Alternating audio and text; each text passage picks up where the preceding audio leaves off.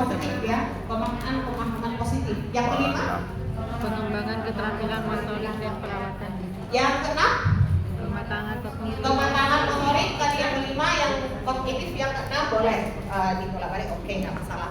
Nah, ibu bapak di sini sudah tentu memahami dari tadi apa saja yang termasuk di 6 fondasi dasar. Nah, sekarang bagaimana membangun ke-6 fondasi tersebut? Bagaimana caranya ibu bapak? Tadi disebutkan ada anak berlari, kemudian anak memotong-motong gitu, yang memotong-motong sayur di materi yang kedua. Nah, bagaimana cara membangun kemampuan fondasi melalui pembelajaran di SD? Tentu membangun kemampuan fondasi itu tidak hanya dalam satu malam. Dalam keadaan yang seperti ini tentu dilakukan secara bertahap. Ini bagaimana kita memahami cara membangun kemampuan fondasi melalui pembelajaran. Ini yang nanti akan diintegrasikan, nanti kita praktikkan. Membangun kemampuan fondasi di PAUD dan SD kelas awal. Nah, ini yang saya sampaikan barusan. Masih ingatkah materi sebelumnya bahwa perkembangan anak di tahap awal itu contoh ini ya, dari bayi dia mampu berdiri dulu menopang kedua kakinya. Kemudian bagaimana dia bisa berjalan seimbang, kemudian berlari hingga akhirnya di sini dapat mengatur tubuhnya untuk berlari berjalan sambil bermain dengan teman-teman. Di sini kemampuan fondasi yang dapat dibangun itu secara bertahap seperti ini maksudnya. Dalam prosesnya ini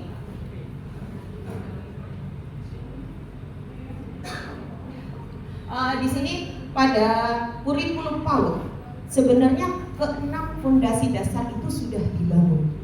Hanya saja ada anak yang sudah memiliki kemampuan tersebut, sudah berkembang di PAUD, namun ada juga yang masih belum. Nah, ada di sini ada jembatan di sini ya, dari PAUD ini ke SD kelas awal. Inilah yang dimaksudkan untuk transisinya. Bagaimana kita bisa menjembatani anak yang baru PAUD kemudian mau masuk ke SD? Bagaimana kita memberikan layanan sesuai dengan kebutuhan mereka? Kemudian bagaimana kita bisa membuat mereka nyaman untuk bisa berada di lingkungan baru? Bagaimana bisa nyaman beradaptasi? Nah, di sini bagaimana membuat mereka nantinya bisa siap sekolah? Non-testing. Jadi tadi disebutkan bahwa tidak ada tes calistung. Oke. Bagaimana nanti asesmennya? Nanti akan kita bahas di materi yang keempat.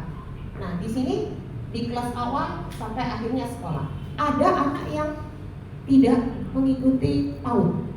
Kalau tadi saya katakan ada yang di PAUD sudah dibangun 6 fondasi dasarnya, ada yang sudah berkembang, ada yang belum. Nah, itu perlu dilanjutkan. Bagi anak yang tidak mengikuti PAUD, bagaimana?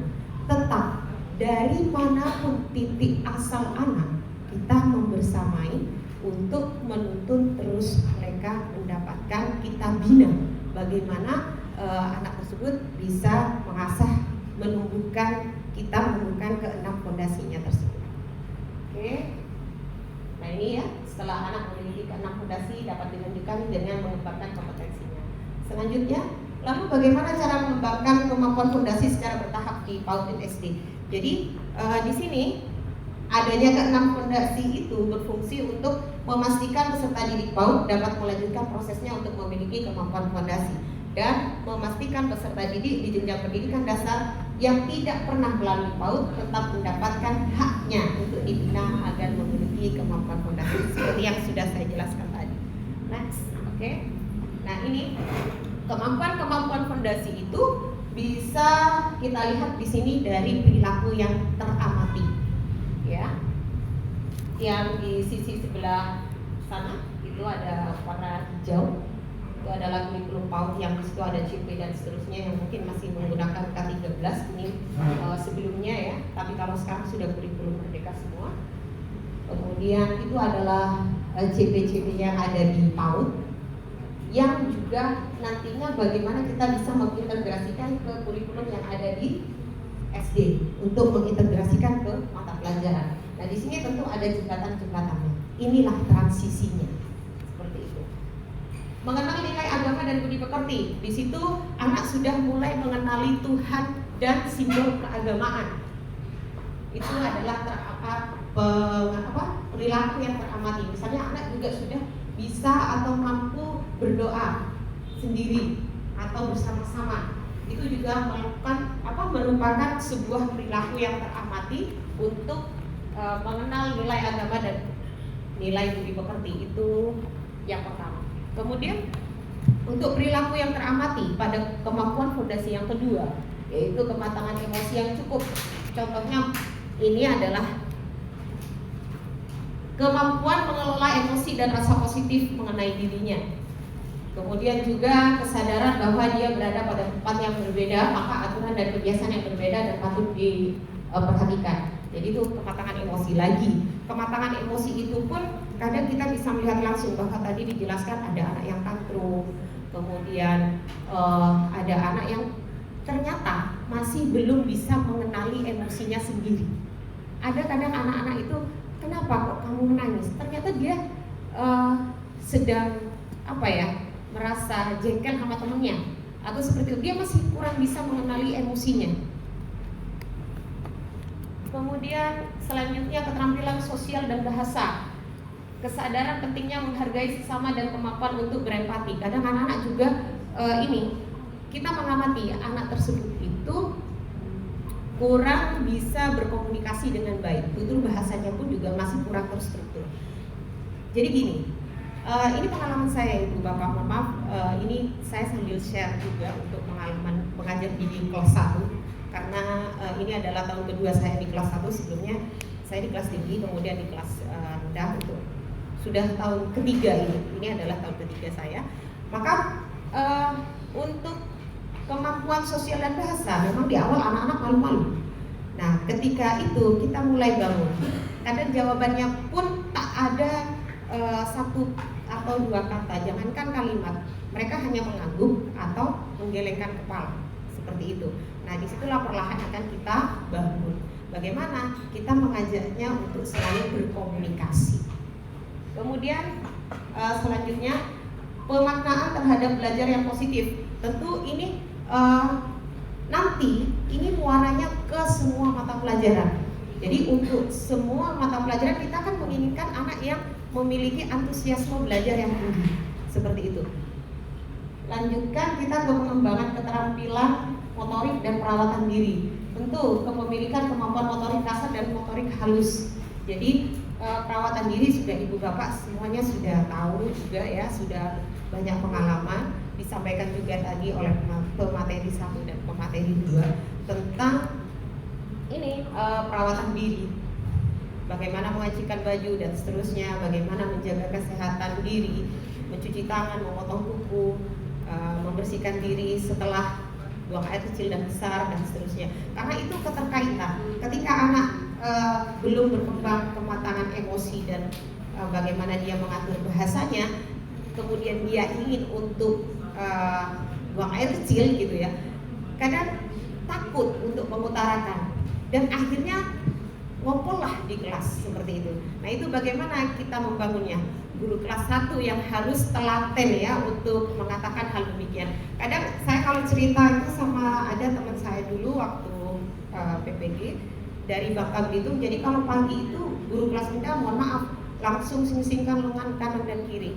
Ayo, siapa yang mau buang air kecil? Jadi di situ memang ditawarkan agar nanti tidak mengganggu pelajaran, seperti itu. Pengalaman saya pribadi pun juga demikian. Ada yang sudah dari saking takutnya untuk mengutarakan maksudnya, jadi akhirnya dia ngompol di kelas. Itu ada. Akhirnya guru kelas 1 lagi yang ngapain? Benar ya Bu? Iya betul. Nah, di situ kita bagaimana menumbuhkan hal demikian. Jadi berulang, tidak hanya 1-2 kali, merupakan sebuah pembiasaan. Jadi itu dibiasakan di pagi hari. Ayo, siapa yang mau buang air kecil dipersilakan, itu tidak apa-apa. Selanjutnya, ini kematangan motorik sudah, kematangan kognitif yang cukup untuk melakukan kegiatan belajar. Contoh yang teramati itu adalah kreativitas anak sudah timbul, kemampuan literasi dan pra-matematikanya. Kita lanjutkan lagi. Nah, ini ya, nanti dari perilaku-perilaku ini nanti Kira-kira kita kaitkan dengan mata pelajaran apa? Seperti itu. Mari kita cermati bersama bagaimana kemampuan fondasi dapat dikembangkan melalui mata pelajaran di SD. Jadi ini yang sudah tadi saya sedikit jelaskan di slide sebelumnya. Perilaku yang teramati, anak mengenal, menghargai orang lain. Anak bersedia menolong teman yang kesulitan, anak menunjukkan sikap sopan dan santun, itu jelas masuk di kemampuan fondasi mengenal nilai agama dan budi pekerti. Mata pelajarannya yang kita bisa integrasikan yaitu adalah pendidikan agama, budi pekerti, dan pendidikan Pancasila. Ada yang di sini ilmu pengetahuan alam dan sosial, IPAS. Kalau saya di sekolah saya tidak menggunakan IPAS untuk kelas 1. 1, 2, 3 tidak. Iya, ya, namun untuk yang sekarang oke. Baik. Kalau kita mau integrasikan sekalian boleh. Seperti itu. Iya. Kemampuan fondasi berikutnya di sini mengenal nilai agama dan budi pekerti. Perilaku yang teramati, bersedia menolong teman, menunjukkan sikap santun. Tentu ini masuk di mata pelajaran pendidikan agama, pendidikan Pancasila, dan juga IPAS. Ini sudah ya. Lanjut. Selanjutnya ini contoh pada kemampuan fondasi keterampilan sosial dan bahasa. Perilaku yang teramati, anak menyampaikan pendapatnya dengan tutur kata yang baik, berkontribusi kerja kelompok, dapat menyimak. Tentu ini sudah jelas. Kalau di sini ini masuk ke materi pelajaran bahasa Indonesia di elemen menyimak, berbicara, mengungkapkan gagasan seperti itu. Tentu juga masuk ke pendidikan Pancasila dan IPAS. Banyak nanti misalnya kita akan mengaitkan pembelajaran PJOK dengan bahasa Indonesia, seperti itu dikaitkan. Oke. Ini adalah kemampuan fondasi pengembangan keterampilan motorik dan perawatan diri yang memadai untuk dapat berpartisipasi di lingkungan sekolah. Contoh perilakunya anak bisa mandiri. Ini di PJOK. Tentu ya, mengambil, memindahkan, menyimpan barang-barang, konsisten mencuci tangan, pakai sabun dan ke toilet sendiri. Ini masuk di PJOK. Masuk di sini kalau ibu bapak di sini bisa melihat bagaimana anak itu bisa ya untuk ini mengutarakannya gitu ya. Jadi masuk ke semua mata pelajaran juga. Ini contoh dari kemampuan fondasi untuk kematangan emosi yang cukup berkegiatan di lingkungan belajar. Contoh perilaku yang teramati yaitu anak mengenali dan menghargai keberagaman, serta anak mengenal perasaan yang sedang dialami. Anak-anak bersedia mengikuti aturan. Nah, di situ termasuk pada mata pelajaran pendidikan Pancasila, pendidikan agama dan budi pekerti, serta IPAS. Selanjutnya saya agak percepat ya, nanti akan kita praktikkan. Kemampuan fondasi untuk pemaknaan belajar yang positif, perilaku yang teramati, misalnya anak senang bertanya mengenai apa yang sedang dipelajari, menunjukkan rasa ingin tahu yang besar, anak senang mengikuti proses pembelajaran. Tentu ini masuk di seluruh mata pelajaran. Ini yang ingin kita bangun. Oke. Berikutnya ini adalah yang keenam fondasi. Yang terakhir tentang kematangan kognitif yang cukup untuk melakukan kegiatan belajar seperti kepemilikan dasar, literasi, numerasi, dan pemahaman dasar mengenai hal-hal dasar. Perilaku yang teramati, anak mampu mengikuti instruksi. Nah, ini kalau sudah mengikuti instruksi itu bisa masuk ke bahasa Indonesia. Jadi keterampilan untuk berbahasanya juga masuk di sini. Jadi ini bisa masuk ke seluruh mata pelajaran juga. Saya kira cukup ya, untuk ini masih contoh tentang kematangan kognitif lagi, nanti bisa dilihat di materi kami. Jadi kemampuan fondasi dapat dibina melalui berbagai mata pelajaran dan kegiatan pembelajaran di SD. Jadi keenam fondasi tadi kita lakukan untuk menjembatani proses transisi dari PAUD ke SD. Bagaimana kalau masih belum berkembang juga, tidak terpaku hanya di kegiatan MPLS, tapi pengembangan kemampuan fondasi dasar anak itu dilakukan sampai di akhir fase A, hingga anak itu di kelas 2 SD seperti itu. Nah, untuk transisinya, kita berbicara transisinya nanti kita berbicara MPLS.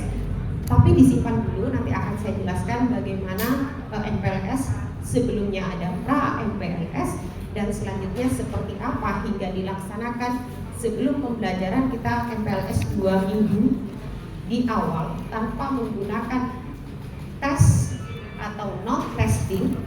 Nah, sebelum itu saya panggilkan dulu Ibu Taskia SPDI yang juga akan berkolaborasi untuk di materi 3 ini, dan selanjutnya bagaimana nanti merancang pembelajarannya dengan kemampuan fondasi. Di topik 2 silakan Ibu Kiki.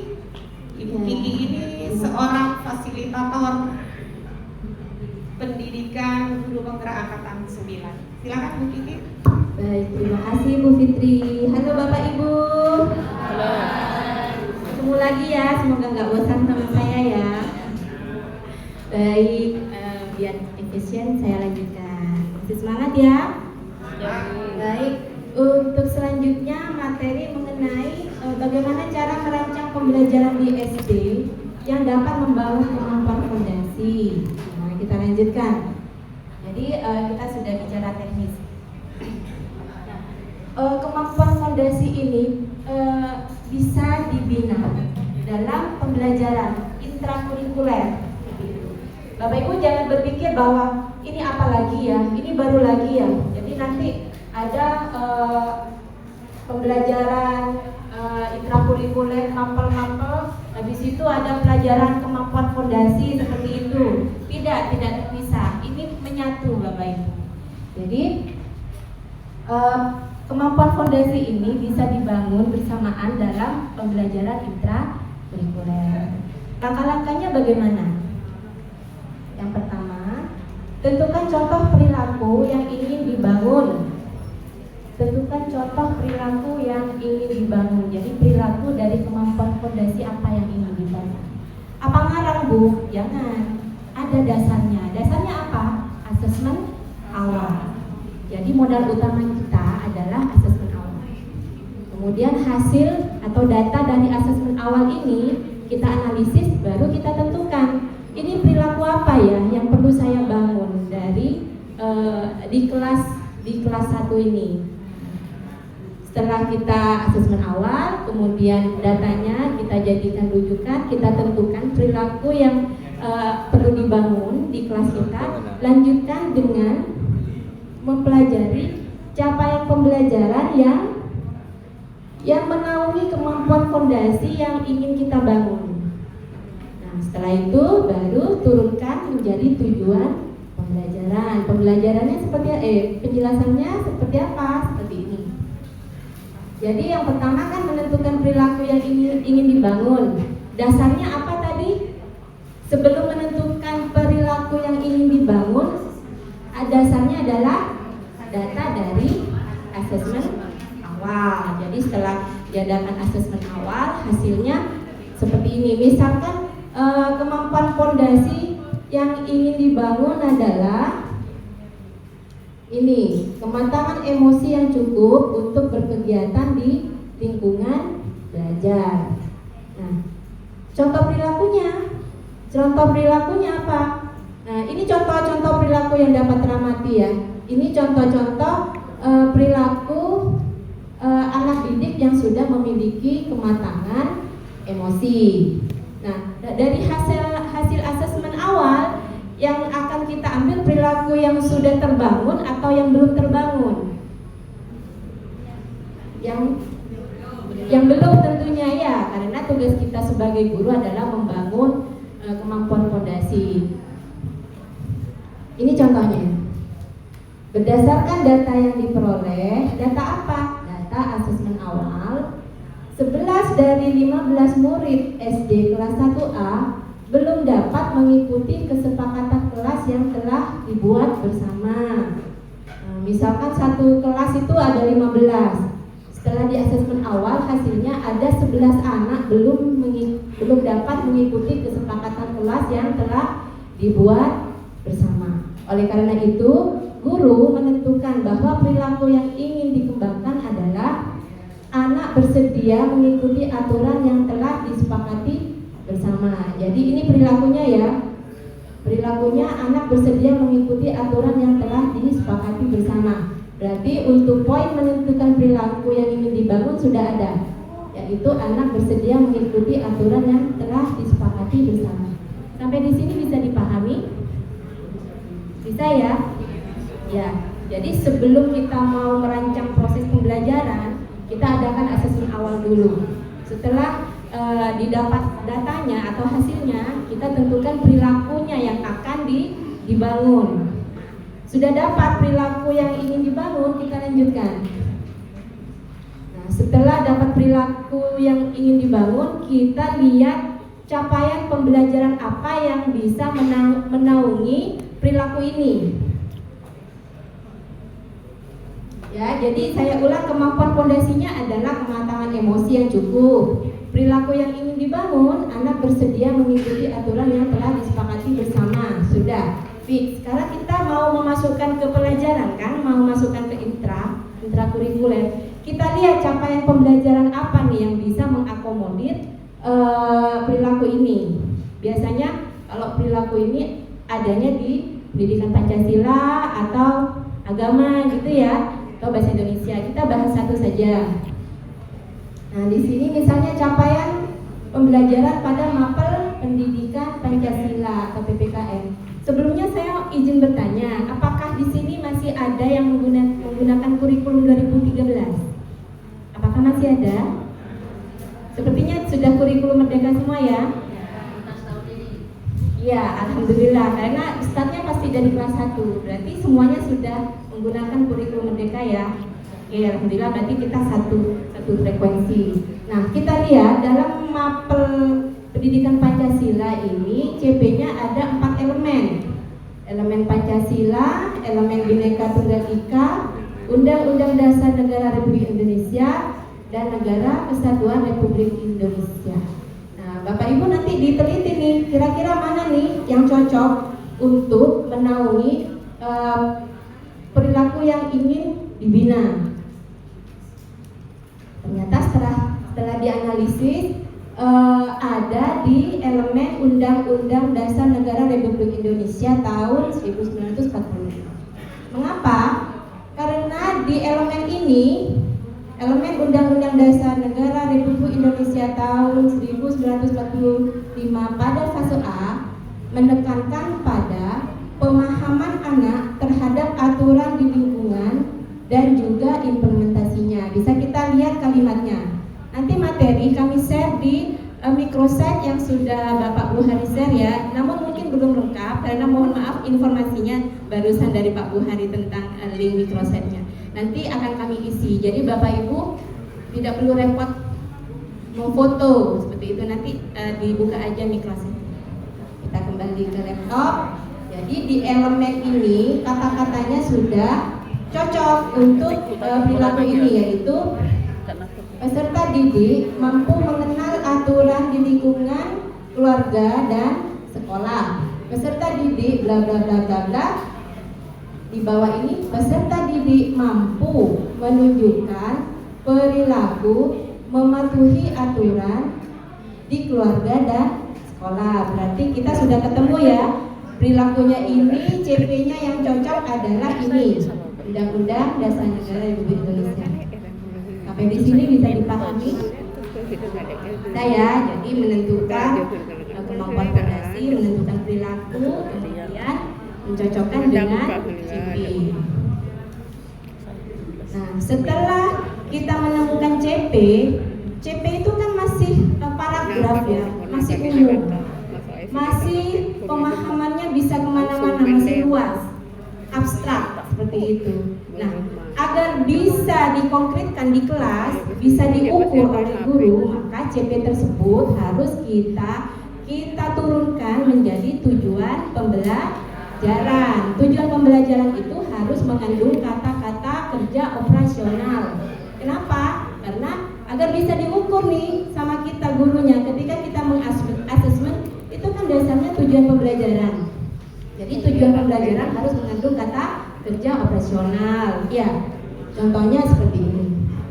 Kalau kita mungkin sulit ya terlalu ini, kita mungkin ambil saja kalimat dari capaian pembelajaran yang menunjukkan kata kerja operasional kalau memang ada. Misalkan seperti ini. Peserta didik mampu menunjukkan perilaku mematuhi aturan di keluarga dan sekolah. Ini kan kalimat CP. Mau dijadikan TP, monggo silahkan. Yang penting mengandung kata kerja operasional sehingga bisa diukur oleh kita sebagai guru. Nah, setelah itu sudah deh, kita tinggal. Atau ibu, bapak mau, saya mau membuat sendiri tujuan pembelajarannya, kalimatnya saya modifikasi, silahkan, tidak apa-apa. Ini contoh simpelnya saja. Ya, jadi saya ulang ini ya. Kita bisa membuat tujuan pembelajaran dari kalimat dalam capaian pembelajaran seperti ini. Peserta didik mampu menunjukkan perilaku mematuhi aturan di keluarga dan sekolah. Ini di luar pembahasan ya. Ini kan sudah menunjukkan perilaku, berarti kan kata kerja operasional ya. Kira-kira asesmennya nanti seperti apa? Kalau menunjukkan perilaku, apakah tes tulis? Tidak, karena kalau menunjukkan perilaku berarti penilaiannya ya perilaku, bukan siswa mengerjakan tes tulis. Kita observasi istilahnya, kita lihat perilakunya. Oh, dia sudah bisa mentaati kesepakatan kelas, sudah, berarti kita checklist gitu atau menggunakan rubrik gitu ya. Ingat, tujuan pembelajaran harus selaras dengan kegiatan pembelajaran dan selaras dengan asesmennya, seperti itu. Oke, kita lanjut. Nah, mari kita lihat cara lain membangun kemampuan fondasi, kematangan emosi yang cukup untuk berkegiatan di lingkungan belajar di SD. Nah, ini ada contoh 2. Bapak Ibu silakan pelajari sendiri nanti ya, karena mengingat waktunya sangat terbatas. Nanti kami share materinya. Nah, ini kalau tadi ngambilnya di CP Mapel Pendidikan Pancasila. Kalau ini agama, tapi agamanya agama Buddha. Makanya saya lewati ya, karena tidak kontekstual dengan keadaan kita.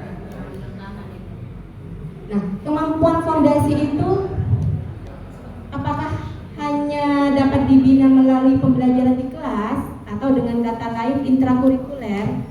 Misalkan tadi kemampuan fondasinya adalah anak mampu mengelola emosi. Perilakunya apa? Perilakunya anak bisa mentaati kesepakatan kelas. Apakah harus masuk ke pelajaran agama, pendidikan Pancasila, bahasa Indonesia? Apakah harus selalu di situ saja? Tidak. Jawabannya di mana lagi selain di intrakurikuler? Ekstra boleh, atau di kokurikuler P5 ya. Di P5. Dan yang terpenting lagi pembiasaan. Jadi setiap hari, misalkan kesepakatan kelasnya seperti ini, tiap hari diulang-ulang, tidak apa-apa. Misalkan seperti saya itu paling pusing kalau BAB di celana. Pusing saya. Sudah pembelajaran tidak berjalan 1 hari itu heboh semuanya. Aduh sudah. Jadi iya, saya jujur pernah tuh hampir kehilangan kewarasan saya. Jadi satu anak itu sudah kesekian kali. Saya bilang, kalau kamu nggak tahu cebok, bilang ke ibu, jangan langsung pup. Itu pup langsung. Teman-temannya sudah, bu ini bau, ini bu itu si Tamam itu sudah mulai keringetan bu, terus ini itu kayaknya bu. Sudah beneran nya itu dan sulitan. Sudah, saya stres di situ. Teman-temannya itu ada 2 yang jijian, jadi muntah. Jadi saya selain ngurus saya ngurus muntah, saya ngurus histerisnya anak-anak. Tentu Tamamnya juga nangis karena dibully. Ditambah lagi, ternyata sudah saya bersihkan semua. Pas mau pulang duduk, temannya, ibu, nya Tamam ada di kursi little kid kemana-mana. Saya seperti orang gila, mau nangis waktu itu. Kadang kalau orang tuanya paham, saya telepon berkali-kali nggak diangkat. Ketika itu saya sampai nyuruh wali murid lain, tolong dijemput orang tuanya. Karena kalau saya nganter anak ini ke rumahnya, terus siapa yang mau jaga anak-anak di kelas yang histeris dan sebagainya seperti itu. Akhirnya ada wali murid yang sangat baik hati menjemput orang tuanya. Orang tuanya dengan tidak merasa bersalah langsung dibawa saja, tidak melihat saya pelit gimana, saya gitu. Bahkan ada orang tua yang malah ketika saya sampaikan gitu, dia malah bilangnya gini, oh itu kan sudah tugasnya guru. Perasaan saya ketika kuliah nggak ada mata kuliah menceboli siswa. Itu kan tugasnya sih, bukan sudah gitu. Dan betapa kurang ajarnya dan betapa mulianya kita kalau kita ikhlas. Ya kan ya Bu ya, tantangannya luar biasa, tapi jangan khawatir, rewardnya dari Allah juga luar biasa. Kita itu peletak fondasi pertama, sama dengan guru TK. Jadi guru TK, guru kelas 1, kelas 2 itu kan guru PAUD. Ya, PAUD itu sampai guru kelas 2 ya, anak usia dini menurut UNICEF. Kalau kita ikhlas Bapak Ibu, insya Allah masuk surga duluan deh. Jadi guru kelas tinggi itu nunggu kita dulu. Guru kelas 1 dulu dong, sama guru TK masuk. Guru SMP apalagi yang namanya dekan dosen, nunggu kita dulu gitu. Jadi ya kita nilai ta'ala aja.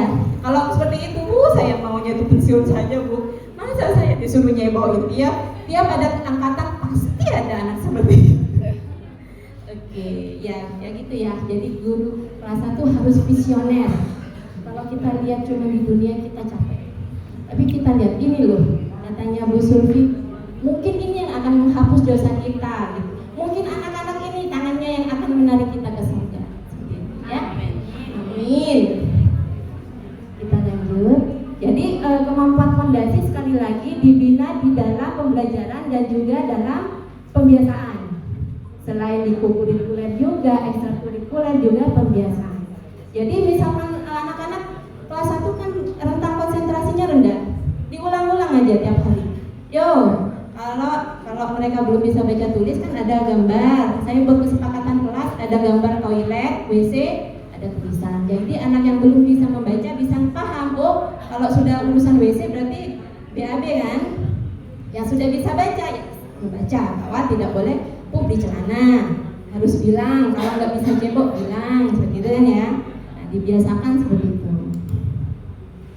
Oke, ini sudah ya. Saya ringkas tadi mengingat waktunya sangat mepet. Jadi Bapak Ibu sampai di sini sudah paham bahwa untuk merancang sebuah proses pembelajaran yang menaungi transisi yang menyenangkan, itu pertama harus adakan asesmen awal, kemudian hasilnya menjadi dasar bagi kita untuk menentukan kemampuan fondasi yang perilaku seperti apa yang ingin kita bangun. Seperti tadi, anak-anak bisa mematuhi kesepakatan kelas. Nah, kalau sudah ada perilaku yang kita tentukan, kita cocokkan dengan CP mapel apa nih yang sesuai. Setelah itu, CP tersebut kita turunkan menjadi tujuan pembelajaran. Tujuan pembelajarannya itu harus mengandung kata kerja operasional, biar bisa diukur. Itu ya. Baik, terima kasih. Saya kembalikan lagi pada Bu Fitri ya.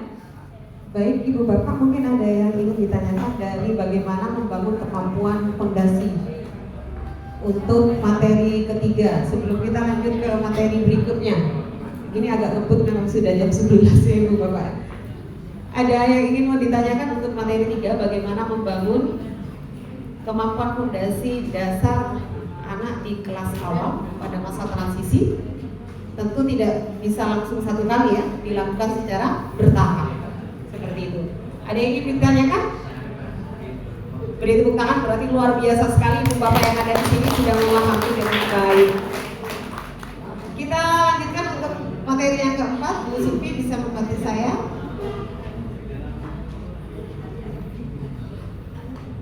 Masih tetap semangat ya Ibu Bapak untuk materi yang keempat. Semangat, selalu semangat, harus ya Ibu Bapak. Nah di sini kemarin ini sebagian foto yang itu adalah kita mengikuti penguatan transisi PAUD SD oleh di kementerian ya. Saya bersama Bu Kiki, Pak Saud dan Bu Sulfi di batch 10. Yang ini materi keempat kali ini kita di sini. Mohon maaf, ini adalah bagaimana merancang pembelajaran yang sesuai kebutuhan belajar anak melalui asesmen di SD kelas awal. Dari tadi kita dengar asesmen awal. Kalau dulu kita tahunya itu asesmen diagnostik dan seterusnya. Kita sekarang istilahnya asesmen awal. Ya, asesmen awal. Asesmen awal dari tadi kita dengar. Mungkin ada ibu bapak di sini yang ingin atau sharing ya, ingin berbagi. Ada yang mungkin sudah mengetahui ke asesmen awal itu apa? Seperti apa? Asesmen awal. Oke, asesmen awal itu adalah penggalian data untuk dilakukan oleh seorang guru di awal pembelajaran sebelum menentukan tujuan pembelajaran dan melakukan perancangan pembelajaran. Jadi penggalian data, digali dulu anak ini gaya belajarnya seperti apa. Seperti apa penggalian data? Karena siswa di kelas awal itu kan belum bisa baca tulis secara lancar, walaupun ada yang sudah mampu. Tapi kita tidak boleh kita tidak boleh testing tanpa menulis. Not testing bisa kita melakukan dengan cara sederhana, yaitu dengan bertanya, dengan kalimat-kalimat sederhana. Seperti itu ya Ibu Bapak, itu adalah penggalian informasi awal yang dinamakan dengan asesmen awal. Asesmen awal, dari tadi kita dengar asesmen awal. Itulah sebenarnya asesmen awal, penggalian data di awal mengenai siswa.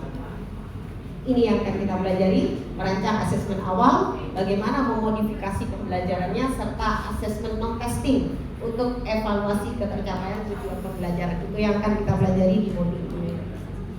Yuk Ibu Bapak, ini ada sebuah kasus, mari kita berdiskusi di kelompok, di meja Ibu Bapak masing-masing. Kalau di sini tertuliskan 7 menit, maka khawatir waktunya mepet, kita 5 menit aja ya Ibu Bapak. Nanti kita akan memberikan kesempatan Ibu Bapak untuk mengutarakannya. Ibu Udi ditugaskan menjadi guru kelas 1 di tahun ini. Ia mencermati alur tujuan pembelajaran untuk kelasnya yang telah tertuang dalam dokumen rancangan pembelajaran di tingkat satuannya. Bu Udi masih ragu apakah tujuan pembelajaran tersebut telah sesuai dengan kebutuhan pembelajaran anak-anak baru di kelasnya nanti. Apa yang harus dilakukan agar tujuan pembelajaran yang telah direncanakan dapat sesuai dengan kebutuhan peserta didiknya nanti? Menurut Ibu Bapak, apa yang perlu dilakukan Ibu Udi? Jadi saya pertegas lagi, Ibu Udi ini masih mencermati ATP-nya, untuk di kelasnya yang sudah tertuang dalam dokumen rancangan pembelajaran tingkat satuan. Sudah dicermati ATP-nya. Bu Udi masih ragu apakah TP tersebut sudah sesuai dengan kebutuhan pembelajaran anak-anak di kelasnya nanti. Apa yang harus dilakukan agar TP-nya yang telah direncanakan sesuai dengan kebutuhan anak-anak didiknya? Monggo Ibu Bapak, mungkin ada yang ingin berpendapat atau sudah pernah mengalaminya. Sekedar informasi bahwa CP dan ATP sekarang ada yang baru. Jadi mungkin sudah mendapat share-nya itu ya, ada yang sudah meng-share CP yang baru ya. Ada yang ingin disampaikan mengenai kasus ini? Langsung tembak aja Bu Kiki mungkin. Oke, diulang garis besarnya. Diulang ya? Iya, garis besarnya. Nanti saya todong dulu, siap-siap penyimak. Ini sebelumnya. Enggak, yang tadi soalnya Bu, garis besar. Ya, Bu Udi. Garis besarnya, Ibu Udi masih ragu. Nah itu, Bu Udi masih ragu apakah TP yang telah sesuai dengan kebutuhan pembelajaran anak-anak baru di kelasnya nanti. Jadi Bu Udi ini sudah mencermati ATP-nya yang sudah tertuang dalam perencanaan pembelajaran. Tapi Bu Udi ini masih ragu apakah sesuai dengan kebutuhan pembelajaran anak-anak di kelasnya. Seperti itu. Apa yang harus Bu Udi lakukan? Oh, berarti pertanyaannya apa nih yang harus dilakukan Iya. Bu Udi? Ini apa yang harus dilakukan Oke. agar TP pembelajaran yang disesuaikan itu sesuai dengan kebutuhan peserta didiknya. Oke. Apa yang harus dilakukan Bu Udi? Apa tetap melakukannya berdasarkan yang sudah direncanakan, berdasarkan rancangan pembelajarannya, atau Bu Udi harus melakukan apa ini Bu Bapak? Oke, baik. Saya todong atau ngacungkan tangan nih? Halo Bapak Ibu calon penghuni surga. Ayo ngacung. Saya cari yang muda saja ya. Saya suka yang muda, soalnya yang muda tuh pikirnya cepat. Nah ini nih yang maju putih ya Mbak. Oke, kenalkan diri ya. warahmatullahi wabarakatuh. Waalaikumsalam warahmatullahi wabarakatuh. Perkenalkan, nama saya Nana dari Kecamatan Batu Putih, SDN Bulan 1. Silakan.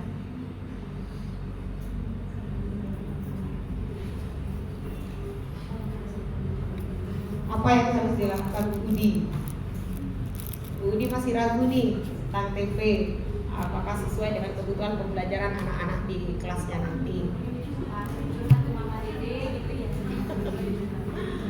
Yang dilakukan yaitu asesmen awal yang dibilang Ibu tadi. Asesmen dasnatif. Asesmen awal. Iya, melakukan itu di awal pembelajaran agar mengetahui apa yang akan tujuan apa yang akan diberikan kepada anak peserta. Iya. Oke, terima kasih Bu. Siapa tadi? Bu Nana. Luar Terima kasih, biasa. Bu Nana. Cukup jelas. Jadi Cukup jelas. harus saya ulang ya. Oke. Harus melakukan asesmen awal. Harus Gitu. melakukan asesmen awal. Memang tadi sudah sering sekali disinggung bahwa harus melakukan asesmen awal. Dan saya di awal tadi sudah menjelaskan bahwa asesmen awal itu adalah penggalian data awal. Coba kita cek. Ini asesmen awal. Ya, asesmen awal itu penggalian informasi. Bagus sekali, berarti pemahaman Ibu Bapak di sini sudah sangat luar biasa. Tinggal praktiknya saja nanti. Keren sekali. Ini adalah yang kedua. Kita berdiskusi lagi yang kedua. Hampir semua siswa yang masuk tahun ini di kelas Bu Udi sudah pernah PAUD. Apakah Bu Udi tetap perlu melakukan asesmen awal atau langsung melaksanakan rencana pembelajaran yang telah disusun di satuannya untuk 1 semester? Dipahami dulu. Ayo baik, Bapak Ibu siapa nih yang mau ngajak? Nanti dapat hadiah. Boleh. Oke.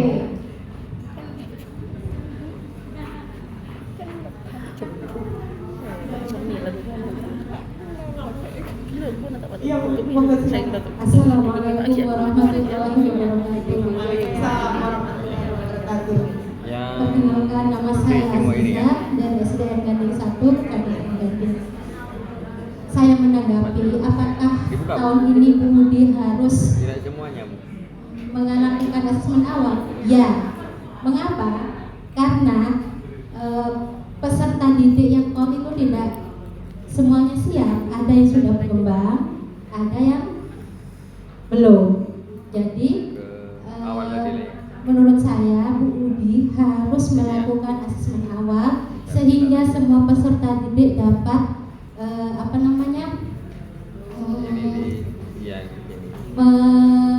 mengalami bukan mengalami istilahnya mendapat kesempatan untuk mengoptimalkan kompetensi yang dimiliki. Terima kasih. Baik, tepuk tangan luar biasa sekali. Saya yakin memang yang hadir di sini adalah ibu dan bapak guru hebat yang sudah banyak makan asam garam berpengalaman di kelas awal, di kelas 1 di fase A. Memang di sini walaupun kadang kita menjumpai walaupun saya mengajarnya di Kecamatan Kota, ada siswa saya yang tidak mengikuti PAUD itu ada. Mengikuti PAUD pun laju perkembangan anak itu tidak sama.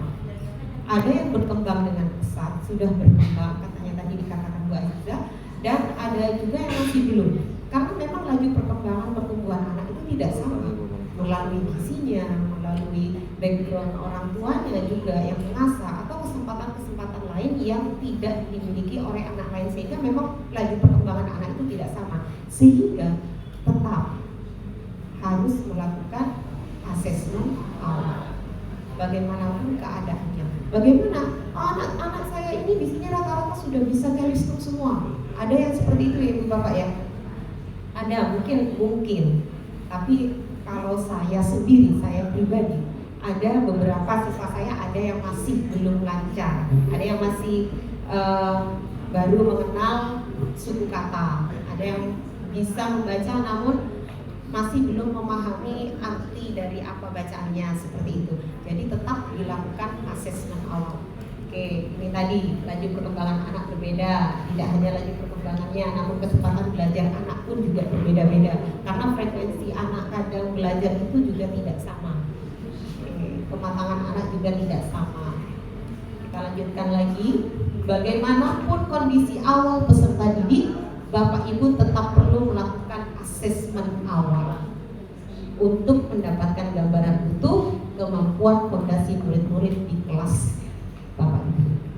Setelah mendapatkan informasi utuhnya, kemudian dari hasil asesmen itu, Ibu Bapak dapat menggunakannya untuk merancang tujuan pembelajaran dan menyesuaikan strategi pembelajaran supaya pembelajaran menyenangkan, bermakna bagi peserta didik. Kita lanjutkan lagi. Ini seperti ini bisa kita lihat bagaimana asesmen awal itu dilakukan, berpusat pada peserta didik, kemudian sederhana dan realistik, tentu adalah bermakna. Non testing ya Ibu Bapak. Oke. Sepertinya sudah mulai lelah juga. Ice breaking lagi, lagi ya Bapak. Oke, kita lanjutkan. Bisa minta ditepuk-tepuk. Iya, ingin disepuk gitu Bu. Langkah dalam melakukan asesmen awal. Berikut ini langkah-langkahnya. Langkah yang pertama, kita harus menentukan aspek kemampuan fondasi yang ingin dipantau. Dari 6 itu kita pilih dulu yang mana yang akan kita pantau terlebih dahulu. Tentu bukan hanya satu saja, dipilih satu, tapi juga dilakukan semuanya ya Bapak. Cuman menunggu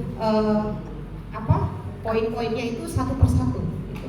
Langkah kedua, setelah menentukan kemampuan fondasinya, rancang kegiatan yang dapat digunakan untuk mengamati perilaku tersebut. Boleh lebih dari satu. Kemudian identifikasi mata pelajaran yang digunakan juga boleh lebih dari satu. Ini sudah mulai mengintegrasikan dengan mata pelajaran. Kayak tadi ya, yang sudah sempat saya jelaskan tadi, ada pelajaran PJUK yang digabungkan dengan matematika, seperti itu. Dokumentasikan informasi tersebut di lembar observasi. Kemudian langkah yang terakhir adalah identifikasi pertimbangan yang perlu masuk ke dalam rancangan kegiatan pembelajaran ke depan. Nah, ini Bu Bapak, ini kita sudah mulai masuk ke teknisnya. Ini adalah instrumen asesmen awal yang digunakan untuk memperoleh informasi tentang capaian peserta didik. Kita langsung saja lihat ke tabelnya. Di sini ada aspek kemampuan fase fondasi yang diamati, kemudian butir contoh perilaku kemampuan fase fondasi yang perlu diamati, kemudian rancangan kegiatannya, serta catatan hasil asesmen awal. Rancangan kegiatan pembelajaran ke depan perlu mempertimbangkan hal apa. Nah, untuk kita hari ini, nanti Ibu Bapak sudah sudah menerima lembar yang dibagikan itu setelah saya konfirmasi ke Pak Asi itu ternyata kalau contohnya di print namun untuk form RTL maksudnya tugas itu masih berupa file, jadi tidak Bapak Ibu bawa laptop semua ya? Enggak ya? Kalau gitu jadi PR Ibu. Tapi tetap dikerjakan ya Bapak Ibu, karena berupa file Ibu. Jadi setiap peserta nanti mengerjakan menyusun draft MPLS ya. Contohnya sudah ada baik yang berupa print out maupun yang ini. Dan itu berguna untuk Bapak Ibu sendiri loh. Kan mau MPLS nih, bukan sekedar tugas, tapi memang sudah kebutuhan kita, ya. Terima kasih. Jangan lupa dikasih tanda tangan scanan gitu, ya. Baik Ibu Bapak, kita lanjutkan lagi ya. Memang transisi PAUD SD jembatannya itu adalah di awal. Kita kan ketemu sama siswa di masa MPLS. Di hari pertama melakukan pembukaan MPLS dan lain sebagainya. Mungkin Ibu Bapak sudah memiliki rancangan untuk MPLS di tahun pelajaran 2024-2025 ini. Di tahun ini sudah mulai merancang kegiatannya. Akan Bu? Iya. Masih akan. Atau mungkin bisa sama dengan tahun yang lalu, kalau tahun yang lalu sudah melaksanakan MPLS selama 2 minggu.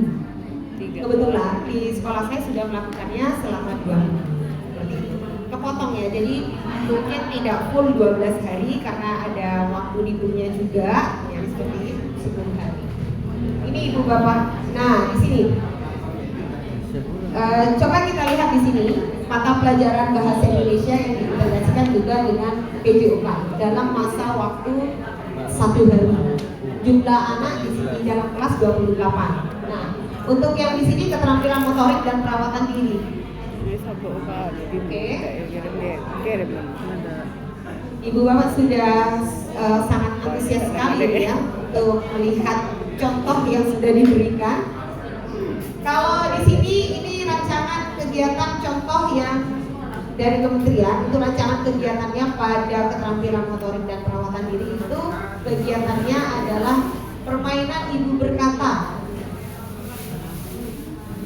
Di sini catatan hasil dari asesmen awalnya itu adalah ketika kita sudah melakukan kegiatannya. Tapi di sini diisikan karena ini sebagai contoh bagaimana mengisinya. Sama ketika ini di sini boleh saya lihat atau di share screen kan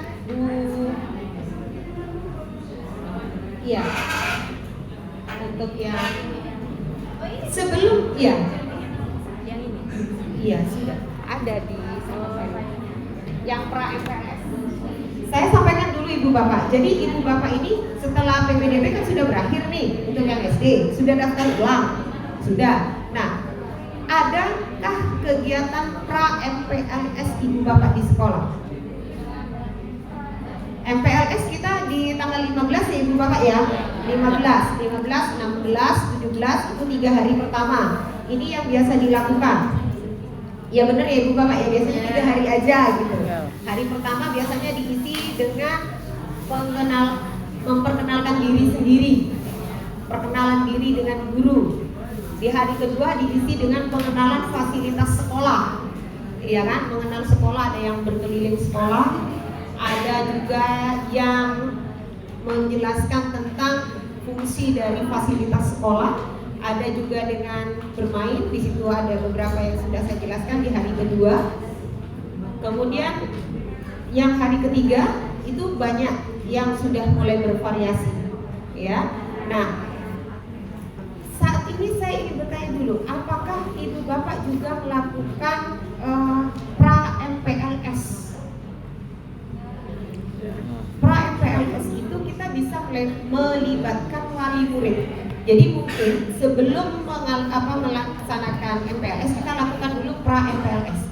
Kalau di sekolah saya, Ibu Bapak, jadi kita itu mengundang wali murid, kemudian kita mensosialisasikan program sekolah. Nanti kita juga meminta bagaimana wali murid itu untuk bisa berkolaborasi, bekerja sama untuk sama-sama membangun kemampuan fondasi dasar serta mendukung support dari wali murid untuk perkembangan peserta didik.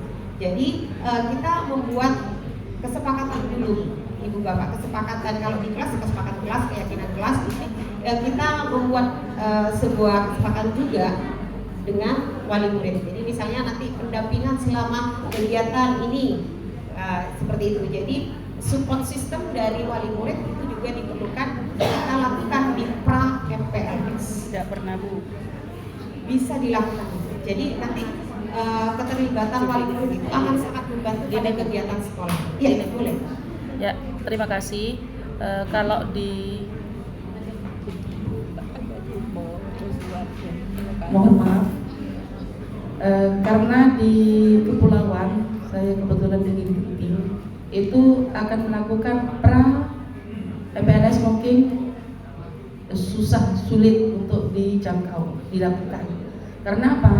Saya terus terang saja sebagai guru kelas 1, mayoritas itu di Ginting khususnya itu bersama neneknya.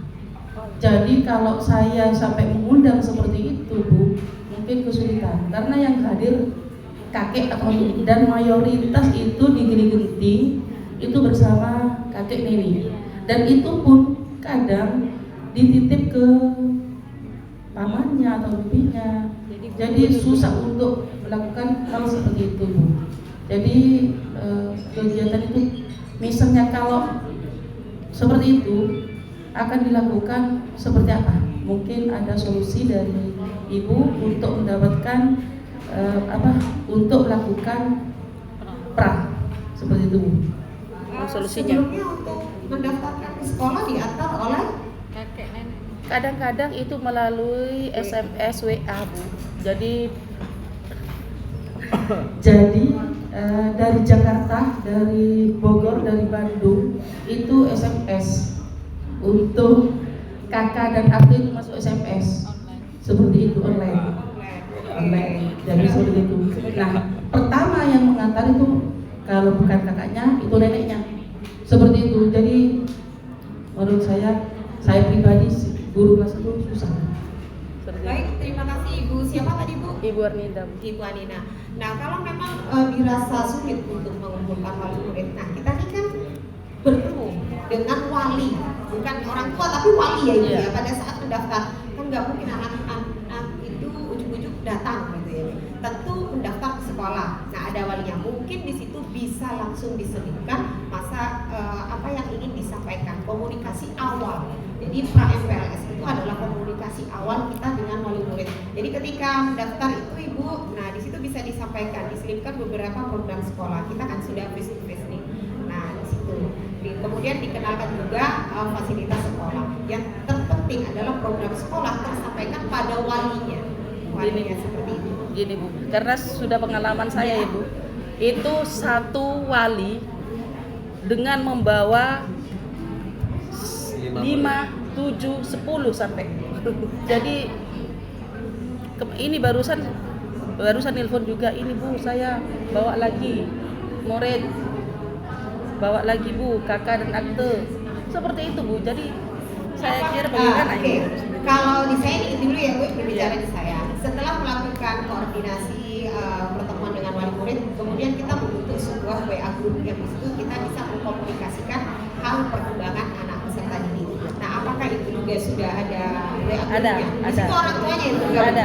Orang tuanya ya Bu. Nah, mungkin bisa disampaikan program sekolah itu melalui daring juga. Tadi kan daftarnya daring. Nah, disampaikannya juga secara daring melalui grup WA. Seperti itu boleh. Bisa. Yang penting kita sudah menyampaikan. Kalau tatap muka susah itu Bu. Seperti itu. Untuk feedbacknya Bu dari wali murid yang Ya melalui grup WA itu Bu jawab. jawabnya seperti itu. Iya, Jadi jawabnya. walaupun kita tidak bertatap secara langsung, mungkin kita bisa menggunakan media sosial seperti WA tadi untuk tetap menjalin komunikasi kolaborasi dengan wali murid. Seperti itu. Oke. Jangan patah semangat. Tetap terus semangat, Bu. kolaborasi Tetap semangat. dengan wali murid. Baik, kita lanjutkan. Nah, ini Bu Bapak Mana sudah sama dengan muncul di sini. Pade. Wah, kok lain. Oke, ini sudah muncul ya. Ini sama dengan apa yang Sekarang Ibu kamu Bapak nelpon boleh ya? yang saya lakukan di Nelpon sekolah boleh? saya. Mana kok? Seperti ini, nanti mungkin ini bisa menjadi acuan Ibu Bapak untuk melaksanakan MPLS di sekolah Ibu Bapak. Ya, di hari pertama saya tidak memasukkan ke 6 fondasi. Halo, senang sekali. Nah, ini di sini hari pertama saya tidak memasukkan 6 fondasi dasar karena memang kita baru ketemu kan dengan anak. Mungkin ada yang sudah beberapa kali ketemu pada saat pendaftaran, pada saat daftar ulang sudah ketemu, tapi masih belum dalam waktu yang lama belum mengenal gitu ya. Nah di sini di hari pertama mengenalkan potensi diri dan potensi diri dari siswa baru. Ini untuk hari pertama khusus itu. Belum kami masukkan 6 fondasi dasar. Iya, kita masih Halo. perkenalan. Hai. Nah, kita kembali ke laptop. Jadi saya menegaskan kembali ya apa yang katanya Bu Fitri. Jadi sebelum masuk MPLS, Bapak Ibu harus mengadakan pra MPLS, mengumpulkan wali murid kalau bisa, gitu ya, secara luring untuk mensosialisasikan program sekolah, kegiatan pembelajarannya bagaimana, termasuk membuat paguyuban ya. Benar. Untuk misalkan grup WA, jadi kalau ada komunikasi langsung tersampaikan informasi begitu ya. Benar, benar Oke, sekali. terima kasih. Nah. Kemudian hari 1, 2, 3 ini kenapa kok berbeda Ibu dengan hari selanjutnya? Oke, di hari pertama itu adalah pengenalan potensi diri siswa baru. Nah, di sini kita kan baru ketemu nih. Nah, siswa baru juga dengan teman-temannya itu juga baru ketemu. Nah, di situ saling mengenal dulu antar teman, seperti itu. Di hari kedua kenapa berbeda? Ada peningkatan di sini. Tidak, di hari pertama kita fokus untuk saling mengenal selain teknisnya, mungkin Bapak sudah lebih paham dan sudah dijalani beberapa tahun-tahun yang lalu menggunakan MTEK untuk lebih mudahnya. Kemudian di hari kedua ini pengenalan fasilitas. Jadi fasilitas sekolah apa saja yang ada di sekolah yang bisa digunakan. Misalnya ini loh ada UKS. Kalau kalian merasa pusing, merasa kurang enak badan, bisa beristirahat dulu, meminta izin untuk di UKS. UKS ini loh, kalau misalnya ada temannya sakit luka, keluar darah, dirawatnya dulu terlebih dahulu di UKS. Jadi anak-anak sudah mulai tahu fungsi dari fasilitas yang ada di sekolah. Jadi misalnya ini di sini ada kamar mandi, fungsinya untuk buang air kecil seperti itu. Kemudian ini musola, digunakan untuk sholat dan lain sebagainya seperti itu ya Bapak. Ini di hari kedua. Dan panduan MPLS sebelumnya yaitu Bapak ya, panduan MPLS ini juga ada surat edaran dari kementerian. Jadi nanti kita bisa melakukan penayangan video bagaimana sekolah sehat, sekolah anti kekerasan. Akan saya tampilkan ya.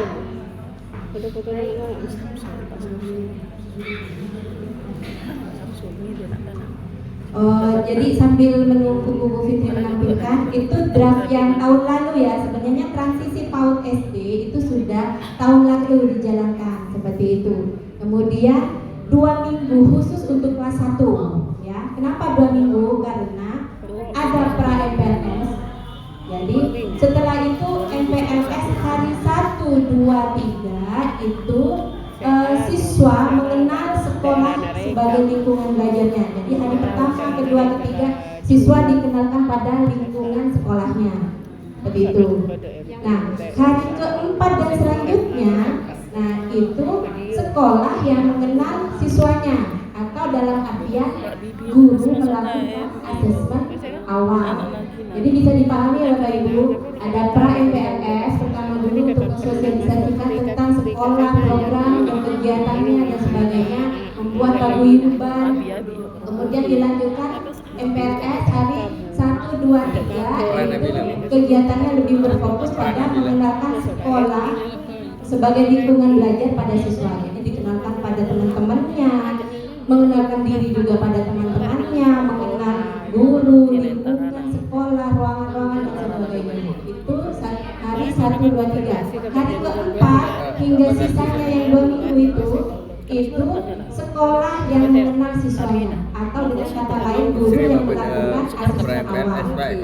Nah, apakah itu di luar dari proses pembelajaran? Misalkan sudah ada jadwal pembelajaran hari Senin itu PJOK sama bahasa Indonesia. Apakah di luar itu? Enggak, tetap masuk di pembelajaran seperti itu. Jadi tetap aja jalan PJOK, bahasa Indonesianya juga tetap jalan. Tapi kita menilai juga nih asesmen awal kemampuan fondasinya. Apakah anak-anak ini sudah bisa mengelola emosinya, bisa antri, bisa duduk dengan tidak tantrum seperti itu. Jadi sama-sama jalan Bapak Ibu. Bisa dipahami. Dan kemudian yang terbaru untuk tahun ini MPLS itu adalah dari kementerian harus mengintegrasikan ini. Silakan Ibu Fitri. Iya, Ibu Bapak, di sini pada kegiatan MPLS yang akan dilaksanakan tahun ini kita bisa memasukkan ini beberapa langkah tentang sekolah sehat, sekolah anti kekerasan. Nah, itu bisa berupa bentuk penayangan video. Mohon maaf, izin brief karena azan. Ya. 1 jam lebih.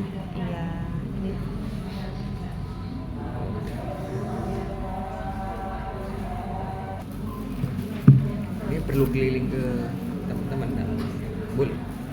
Oh iya. Jika tidak merepotkan, sudah di situ aja. Oh enak. Oh, nanti keliling ya. Ya dari kalau melakukan kegiatan saja, Bapak Ibu. Baik, kita lanjutkan kembali Bu Bapak tentang di sini panduan MPLS yang kita terima dari surat edaran yang menyelipkan di sini tentang sekolah sehat, sekolah anti kekerasan. Di sini salah satunya mulai dari awal kita bisa masukkan aktivitas ini, rekomendasinya mulai dari ice breaking. Ice breaking kalau yang seperti saya tadi ya bolehlah, tapi yang ini di sini yang untuk aku istimewa, aku dan temanku, nanti bisa dibuka sendiri untuk linknya. Jelas kalau mau ice breaking seperti ini kita butuh, kalau ditampilkan butuh SD projector dan lain sebagainya. Tapi kalau kita yang berikan contoh itu mungkin akan lebih praktis ya Ibu. Lanjut ke bawah Ibu. Ini berbentuk PDF soalnya Ibu Bapak. Kita bisa memutarkan lagu profil pelajar Pancasila. Ada yang sudah hafal Ibu Bapak? Bangun dan bukalah matamu gitu.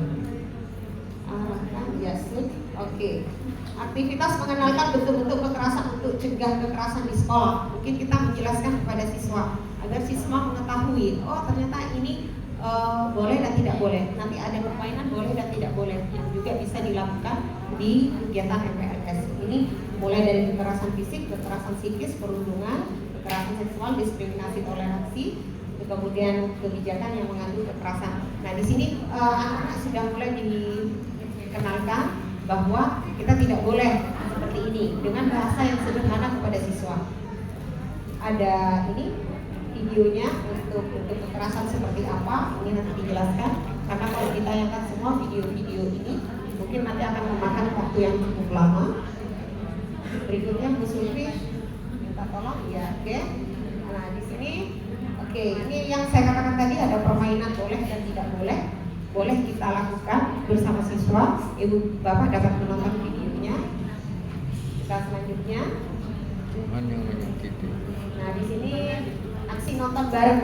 Jadi mungkin dikumpulkan semua seluruh siswa baru, kemudian nonton bersama, kemudian bagaimana mengulas filmnya dengan pertanyaan pemateri berikutnya. Ini juga oleh perasaan berkaitan dengan 6 fondasi dasar dengan kemampuan kematangan emosi. Nah di sini ada.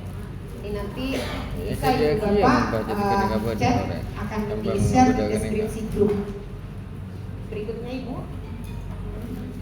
Oke. Bagaimana nanti di MPLS kita bisa memasang bentuk-bentuk poster kekerasan di sekolah yang tidak boleh. Seperti itu. Seperti ini ada banyak referensinya di sini, tinggal nanti kita bisa mengupgrade-nya disesuaikan dengan kebutuhan di sekolah Ibu Bapak. Nanti kita ada evaluasinya Ibu Bapak. Nah, cukup Ibu Sulfi, kita kembali ke MPLS. Sudah tadi hari pertama, hari kedua, dan hari ketiga. Hari pertama pengenalan diri sendiri, kemudian pengenalan dengan lingkungan, gantian lingkungan yang mengenalkan kepada siswanya. Tentu dalam masa pengenalan lingkungan sekolah ini tidak hanya kita sebagai guru, tapi kita bisa meminta bantuan kepada kakak kelasnya. Jadi kakak kelas yang kelas 2 sampai kelas 6 itu juga bisa membersamai adik kelasnya di kelas 1 untuk melakukan pengenalan sekolah. Apalagi kalau di sekolah Ibu Bapak, apakah kelas 2 dan kelas 6 juga dilakukan masa MPLS? Iya, dilakukan. Berapa hari? Ada. Iya, oke. Jadi tidak begitu kita lepas saja dari siswa kelas 2 sampai kelas 6 itu untuk tidak melakukan MPLS. Pengenalan masa lingkungan sekolah juga dilakukan. Namun porsinya tidak sama dengan siswa yang masih baru di kelas awal, di kelas 1.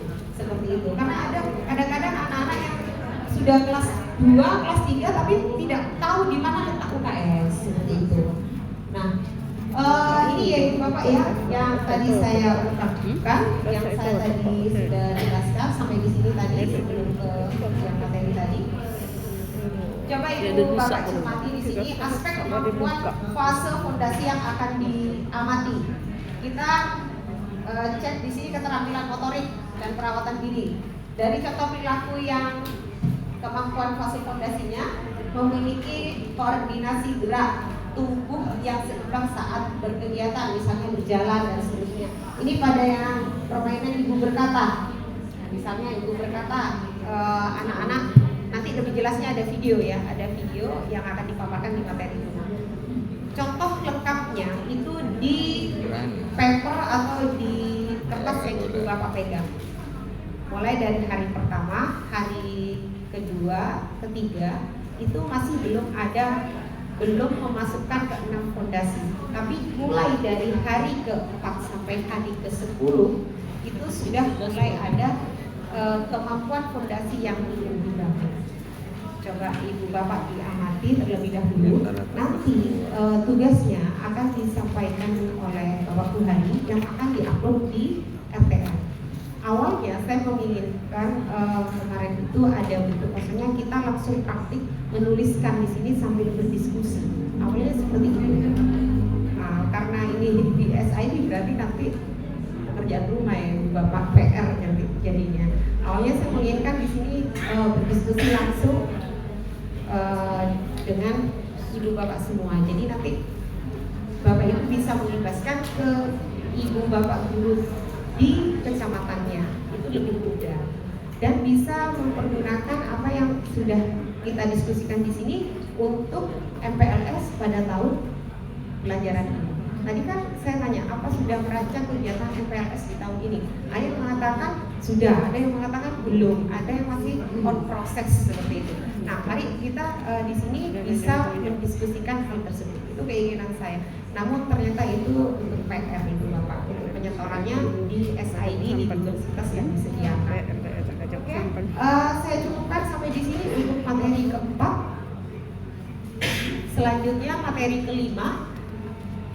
Saya persilakan kembali Bu Kiki untuk memberikan penjabaran pada materi 5. Terima kasih Ibu Bapak atas semangatnya hari ini untuk belajar bersama di penguatan transisi PAUD SD yang menyenangkan. Saya Fitri aturkan terima kasih. Assalamualaikum warahmatullahi wabarakatuh. Waalaikumsalam.